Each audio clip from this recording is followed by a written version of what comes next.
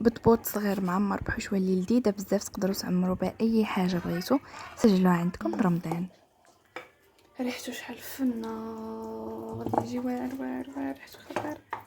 هنا درت جوج جبابن كبار ديال الدقيق بالنخاله ديالته. هنا جبانيه مع مرش ديال الفورص، هنا شويه ديال الخميره بلديه، وهنا قياس الملحه وقياس الخميره الاخرى. المهم ديروا نتوما اللي بغيتو، تقدروا ديروا السنيده الكتوته، ديروا السنيده. المهم هذا راه ما غربلتوش، بغيتو يكون صحي بنخالته. المهم نعجنو، من بعد غادي نشارك معكم الحشوه اللي غادي ندير فيه.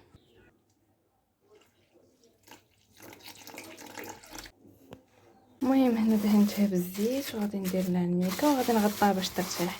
المهم فيديو غادي نكمل الصوت وقلب المونتاج، حيت الا بقيت بحال ما هكا ما نساليش.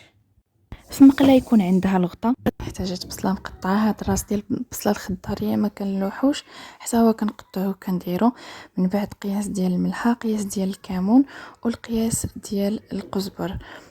هنايا غادي ندير زيت الزيتون وزيت البلديه. في جبانيه غادي ندير ربيع 3 الفصوص ديال الثومه، حامض مصير على حساب الاختيار. كاين اللي ما كيحملوش، انا قطعته ودرته. بغيت نقطع القشور ولكن هذه باقا شويه شاده في راسها. من بعد غادي نضيف قياس القزبر، قياس الكمون، السكنجبير، شويه التحميره، شويه الخرقوم عاد. من بعد غادي ندير شويه ديال شويه من صوص الصويا. هذا الخل ديال الحامض ديال الشلاضه، معلقه صغيره ديال الموطارد وزيت البلديه. ومن بعد خلطوا هادشي مزيان وزيدوا عليه الكروفيت او الدجاج اللي بغيتو. هاد الحشوه صالحه لاي حاجه.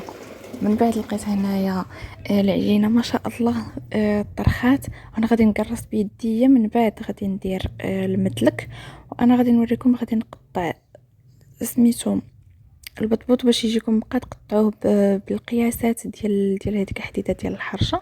وهنايا كنوريكم هاد البطبوط اللي تيجي هكذا مثلث، راه هكذا تيتصوب، تديروا كبيره وتقطعوها على 4.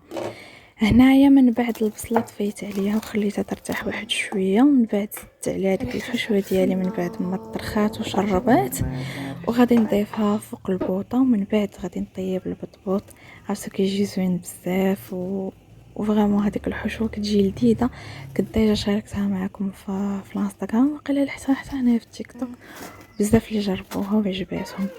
المهم غادي نعمر البطبوط ديالي وجا بنين بزاف. جربوها باش ما كنردوا عليا بصحه وراحه.